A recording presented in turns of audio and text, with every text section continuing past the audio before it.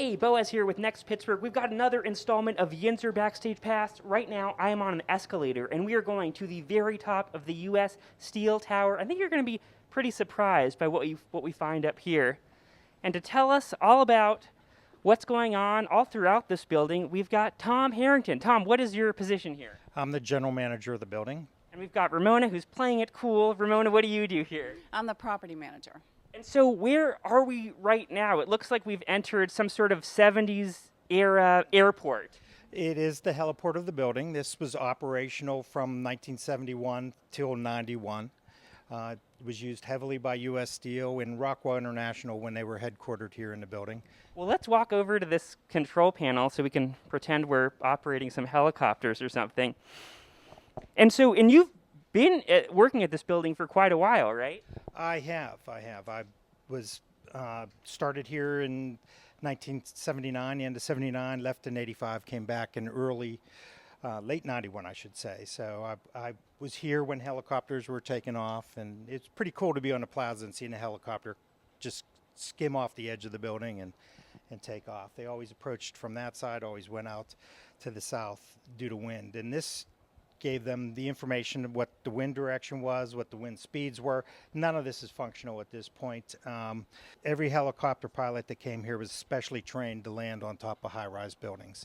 They sold all their helicopters, I want to say in 91 or 92. Wow, and we can go right up on the roof, right? Sure we can. Be careful, it's a little icy. It's a cold day in Pittsburgh. And so we're up 64 stories, is that right? This would be the 65th if you count the roof as a story, but they don't. 841 feet. 841 feet up, wow. Oh my gosh, what's a beautiful sunny day up here, that's for sure. Do you ever come up here with like a picnic lunch? No. Never have time for that. So up here on the roof, we'll show you the view. It's a little bright because it's a white roof. It's reflective. It's part of our doing green things. You want a reflective roof. It doesn't absorb heat. You'll see cooling towers over there, which are part of the building's cooling systems. There's 4 major towers, which then feed condenser water to the chillers, which cool the building. And then under those big stacks over there are the boilers for the building, which are mammoth. Wow, well maybe we can carefully walk over to catch one of these views. What do you think is the best direction to look out? Well, everybody appreciates the view of the stadiums, so we'll look in that direction first. And I read somewhere that while the building was being built, like in the late 60s, some people like parachuted off of it?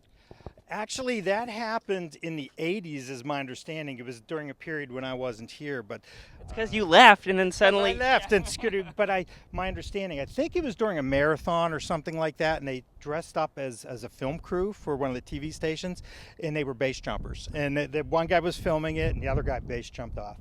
We're really strict on who gets up here now. Yeah, I promise I am way too terrified to attempt anything like that. But yeah, you can see the point right there. Gosh, what an amazing view.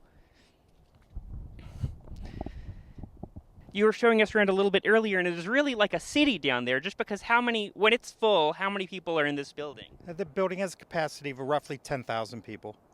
That's wild. And so as you can imagine, there's a ton of machinery and mechanics that make a building like this work. So we're going to go check out, I don't know what it's called, on the 63rd floor? 63rd floor is the main machine room. It's the computer room and the main chillers for the building that cool the building, or a lot of pumps, transformers, other fans, equipment are on that floor. All right, well, let's go check it out. Okay, so we're on the 63rd floor now. So what room are we in? This was the original control room of the building. It checked the status of all the equipment in the building. Obviously, a lot of things have been modernized, but this monitored the heliport from here. This was all the electrical transformers in the building. In pumps and transformers over there as well. So over here, I want to ask about this. It honestly looks like you're sort of planning out some sort of weird football formation over here. Like, okay, we've got the ACS moving into E to the ACR. What does all this mean? Well, each one of these is a machine room in the building. This is the concourse, which is below grade, 3rd floor, 34th floor, 63rd, 64th. So each one of these, this is a fan. These are all fans. The ones that are Ps are pumps.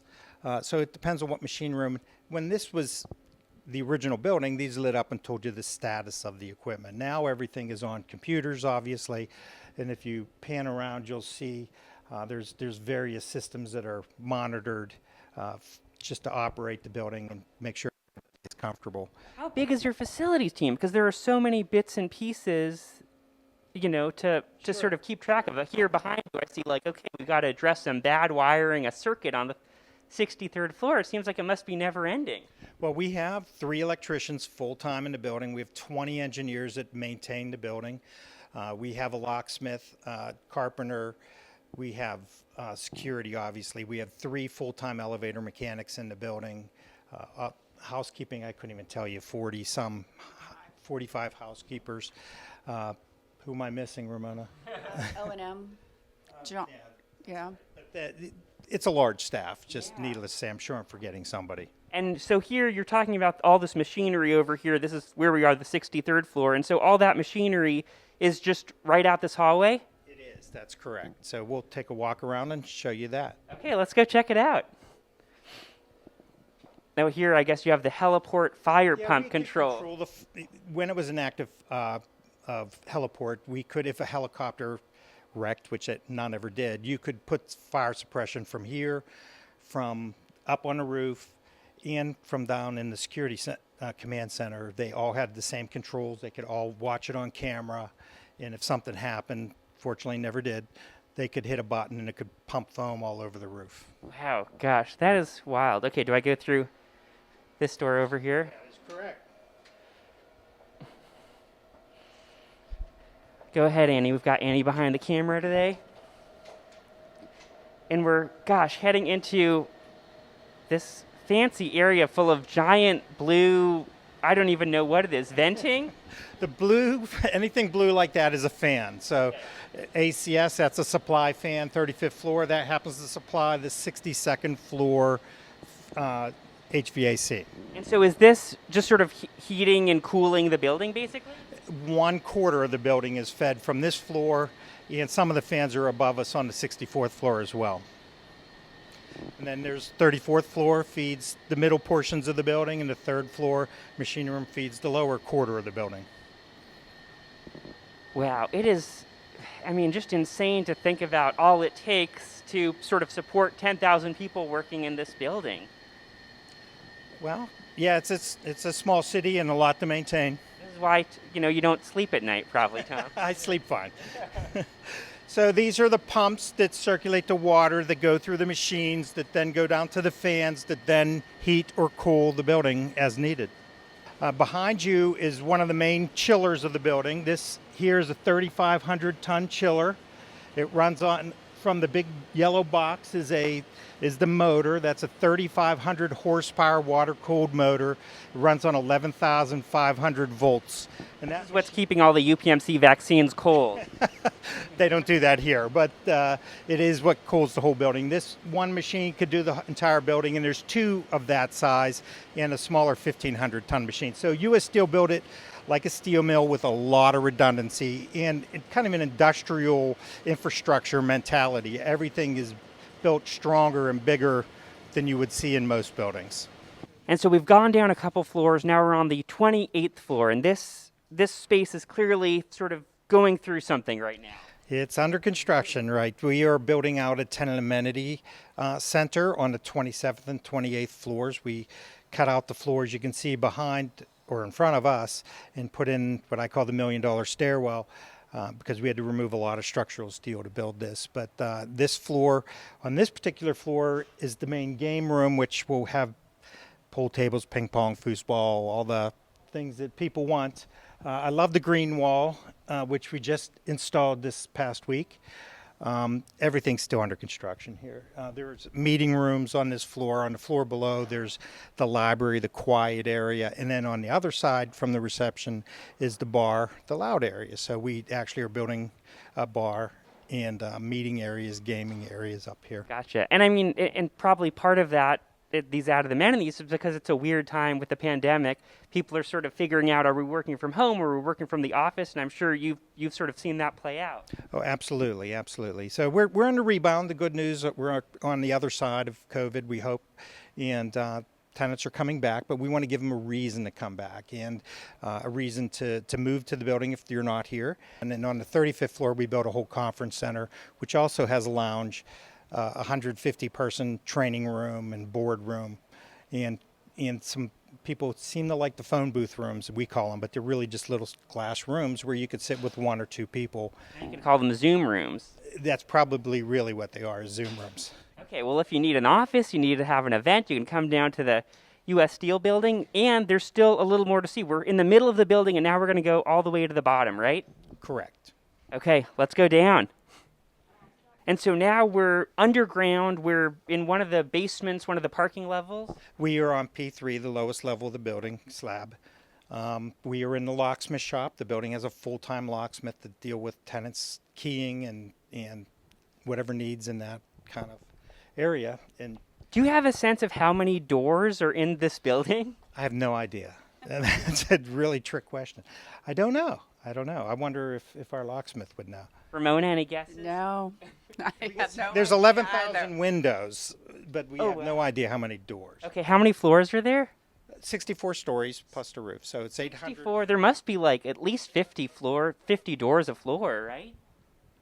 It depends. Offices are more open now, but Yeah. I would have said there would have been 100 per floor, as the original design of the building, but things have changed. People are in the open office concept, so There are probably thousands of doors in this building. I would think. I think we should have a guessing contest. And then whoever wins gets a rooftop tour. Yeah. Oh, there you go. That's a free gym membership. Yeah, no.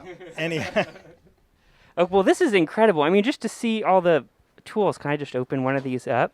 Those are keys and cards, and how each lock is unique. Yeah. So don't ask me how it works, but those little pins in that little case there, they go into the cylinder. Those are cylinders there. Here comes Joe, our locksmith. Here's Joe. How many like doors a day are you helping people get into?